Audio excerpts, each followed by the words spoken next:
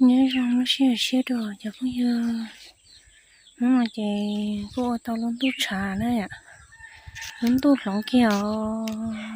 ô chân tu trâu kẹo nè còn lý ai ya buồn tử tu mùi nè sẽ hố bự hà rồi cái mình đó mà chú lư đầu thứ che không làm sao thì tay mình lên này che cho mình lên rồi chú lư đầu đó bong là sẽ còn tú tai nữa không là sẽ cho cụ liên mà chúng sắp tới rồi lòng kia mỗi chân tôi trầu nó dạ này to lúc tí nó có thiếu bộ nó tú chả nè thì nó lòng kia nó tú trầu nó tú chả liệu hỗ trợ gì nó sắp tới nè nó lúc vậy muốn nó này ạ nó tích tia này có chỉ bỏ bãi chỉ là số lo chỉ nhớ tàu này nè hay sao nó chim là cùng đi máy ra chống sắp lỡ dám buồn từ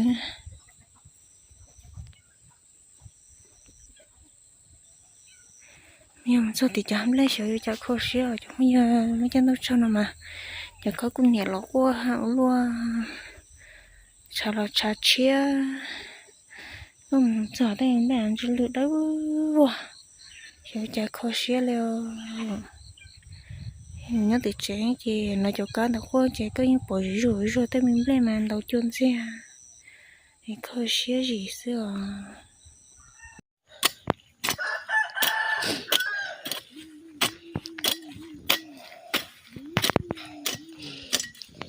không phải chết này có khi nó nói cái kia thì tận ba hơi kìa cái chết chả lòng mà thứ dưới chết chả ở lúc lo phân chả à cái kìa kho có cái sát sổ nói luôn khẩu nói à kho sổ nói phải sổ nói nè nên xa ra gì kho còn nên kho à có yêu tàu thế giờ có một khẩu thì chỉ là lo áo chứ cái nè nó giờ là áo chứ chị kho mê Bác tao kiểu quậy là lần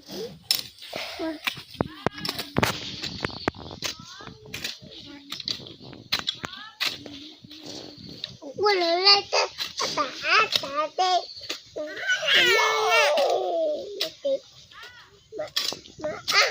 tao á tao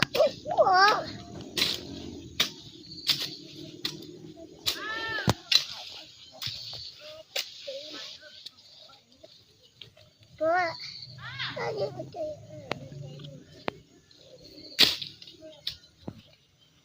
ai biết một con cái nó lo của tao chạy kìa nên tôi chỉ chạy về là thôi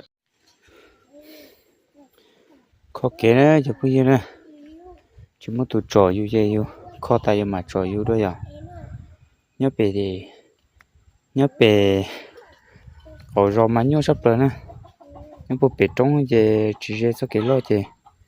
chơi thâu chỉ tao khổng tua này chứ bây giờ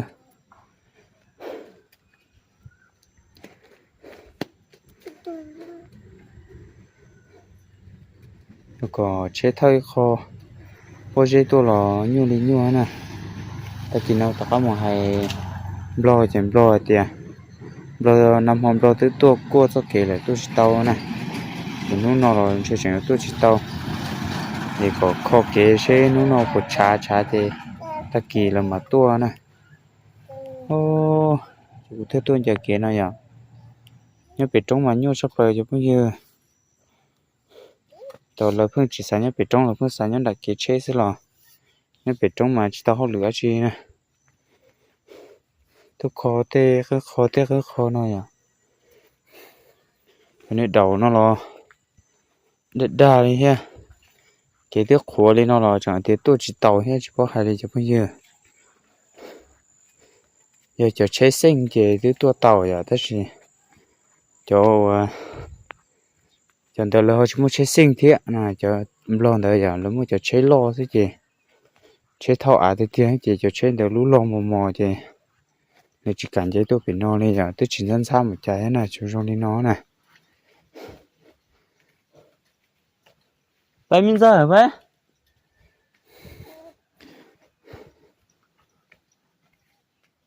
Thì giờ nó từ là theo tao tao á tôi ủa Hôm Nam này giờ không nhớ đâu có nói bia mua theo sĩ nhiều mua nhiều sĩ tài á chứ tao nhiều bao giờ theo của tụi này chế inu nó sẽ treo bên lửa nè đâu có tiền nhưng lo nữa mà thế giờ nó cũng sao còn tao cho xe chạy bia mua theo sĩ nhiều gì mua nhiều sĩ tài gì ô tao này à đâu có tiền nó có một khăn chế tao ít lúc lìn nó này à một khăn chế để chế nên chưa trông thế chế khá chỉ tao chế khá tao nên chỉ sẽ chế tao gì lán nhé này à gì lán nhé chế tôi chỉ tao vô nó giống như này ít chế bao chế này chế là thứ hai để nó bao lan để này à chế chế bao chế thứ bao lan để chẳng chúa cho đinh bọc và yêu bùa thế chẳng chúa thế nhà xi măng thế lau thế sải thế cà xì vô ôi yo như chỉ trâu chế tín đủ tiếng gây sẽ cho phong dưa thì lán nhiên để chế khờ ta nói à của tụi này chế ốp ban tàu chế thế tàu cho nhiều ban tàu để cho lò mùi vô mà ở bên chế khán giả đó mình nhảy dầu ha họ cụ chế chỉ sợ khởi nhiều thế chế một chậu đại lò chỉ tàu nhiều đi nó y một khởi số tàu y nhiều lan tở ha ở lần chế tàu pe lan mua phải tàu y lan tở ha chế tàu đó chỉ để cho phong dưa rồi những cơn gầu lên để chuyển khởi gì lan nhiên chế nữa gọi là thâu bao giờ thâu nó tua ta thì chỉ như chỉ tàu lon chơi hay lo tiền tí hết rồi cho phong dưa là dù mà chỉ cho cứ nhiều mà cho chuẩn nhẹ luôn liền ô lúc mà mình đang chơi giống mất đây chứ mà hầu no quá cho phong dưa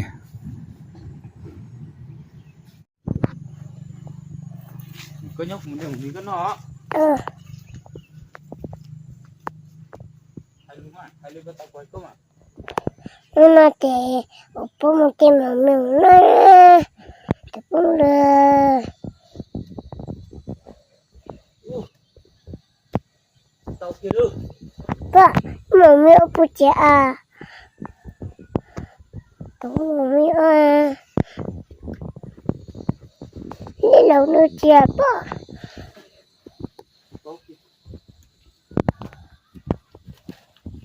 nè mình chỉ ôm mà nó chỉ ba mà mình nó bung ra chết to nè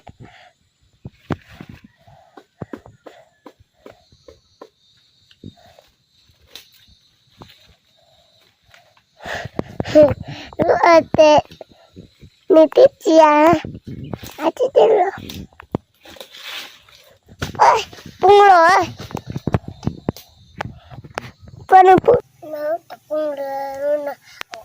o imami tao te upa te do te ti tao che te upa la mo ti ti mana tapong laro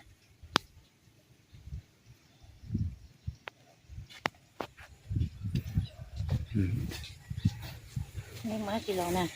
một khó kế ta lo hay lo này nè chị cháu cùi nè này chị cháu cùi chè của cháu nè tôi một khó kế lo chè nó bỏ lúc mà mi chè tôi tao sẽ ta sẽ cho ý lúc nào hay nhở nhớ gió nên nó để chè chuyện lúc nào chè muốn để cho một sự đâu của tụi tôi nè đừng hàng thì nha không sẽ sắp tới tôi mà bây giờ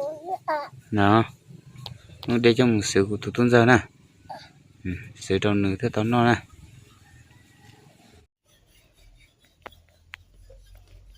gì hay nè con ngọc phụng em mua chưa quá bùa chị tôi bùa mà chị mua chưa hả tôi mua Tụt sao mà?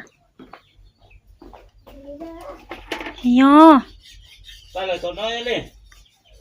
Tôi muốn thiết tôi sao tụi nó vậy? Mua tôi có muốn đi nọ tôi đâu mua hay được.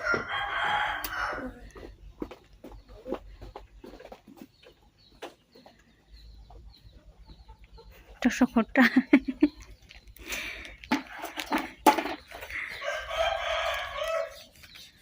Chị trả lỗ ban đầu luôn á. Ông mà chị chỉ phải dùng tay ha. Đôi lúc chị còn một chị mà nhưng mà muốn tu vậy, muốn tu ấy thầu chỉ muốn nặng á, muốn tu mà chỉ muốn nặng chị tông đâu lấy rõ lòng muốn tu ấy thì chỉ sai thì chỉ chưa rõ, đôi lúc chị chỉ không ngủ hay ạ, chị rồi tôi theo tàu để phân đấu nó theo, tôi sẽ uống cứ còn mình sẽ chơi rồi còn thời kia mà mà tôi sẽ uống cơ. Chị ủa chị đầu nha thì rồi ít nữa lên nè mà chả có thịt tê nữa thế chả chế phép lớn nữa thôi mà bộ đủ khăn gấu đi hết rồi số nhưng chả lần nào là tôi chỉ bao hết này à là chả có cú thế chả chế đi nó sợ nên được bên này chị vô mỗi chỗ tông hay chỗ chúng tổ ta chỉ riêng chỉ bố tiền bao lông thì cho tiền sống gì rồi bỏ lại tê tem đi thì hết mà mình cũng sai chưa hết chỉ hết xíu mua đó hết chỉ bỏ họ tươi nè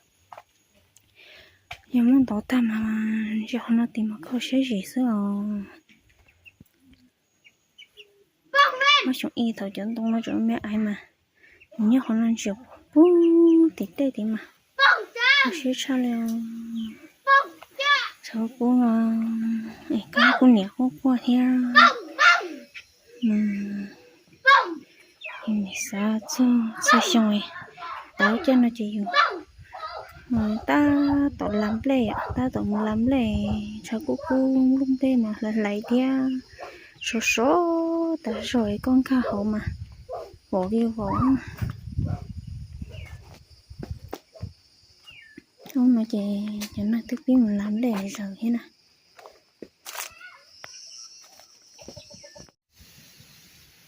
nôn đâu mà vậy nu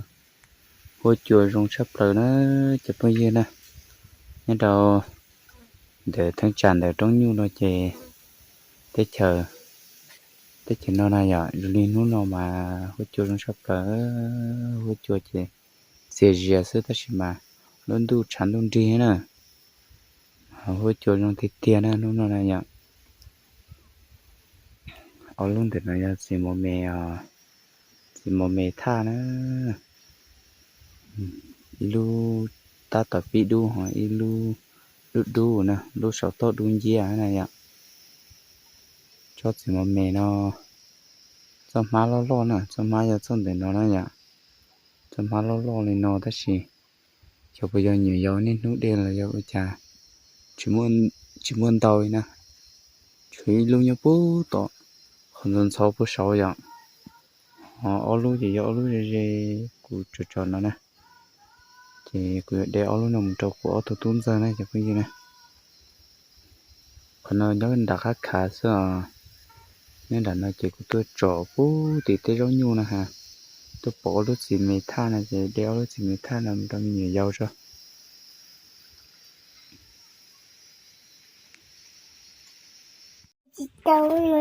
con thấy to này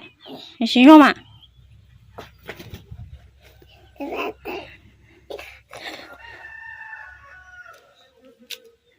오,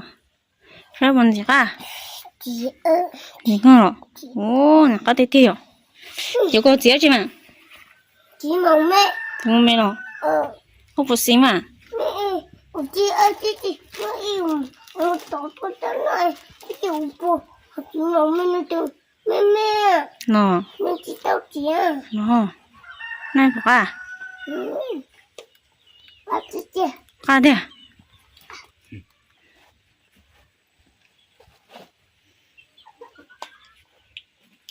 ตีเราไปเนาะฮะ ไม่รู้ที่เจียนนู่นอ้าว เนาะ อืม หอล้วนจ้วเลย หนึ่งอามิจิ ให้มันสิฮะ นู่นนู่นอ้าว เนาะ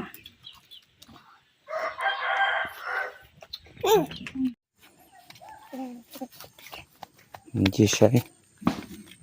这种呢就朋友呢，谁是公仔的先我的去呀。你别到中了去，宝贝在找你了。这路有些不得去我去鸟的爹呢，就朋友呢，其中的鸟很重哎。有爹นู่นน่ะอยู่จิโมหรือว่าอะไรเกี่ยวมูว่ามาช่วยจอยอยู่เนี่ยอย่างนี่其中的鸟很重领的呢ก็สามว่าจอละมูจิตาวนะ鸟เด็ดๆจีแล้วก็อยู่มูเกียนะจีก็อยู่มูว่าชงเกียใช่ไหมถ้าจีเนี่ยอยู่มูเนี่ยอยู่อุดเตะที่อยู่มูทุกปัวสิเจเด็ดๆจีเนี่ยมูนะthì gia đình đỡ thổi họ lử ta cho yêu chú mua lử qua chị nuôi nhỏ đi tia cho bây giờ có yêu cho nhiều mai gia đình đỡ theo đến đâu mới tu su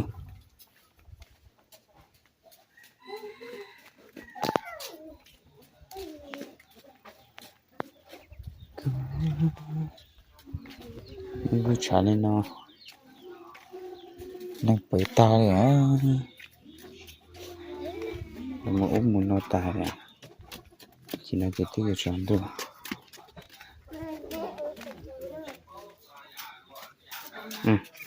rồi